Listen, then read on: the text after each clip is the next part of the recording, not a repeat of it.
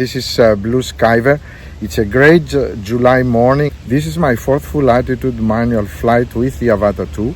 And I came over the wide field area to fly in full altitude manual mode. And after taking out from the apron, I changed the gain and expo rates this time. The roll and pitch values, I increased them from 450 to 550, while I left the yaw value the same. This is because I wanted to try to make rolls at lower altitude, and indeed after switching to manual, I flew around the field and made many rolls and loops, as you're going to see, and everything was fine, and so I think I'm going to leave the rates at those values for the moment, and after a while I landed it on the apron.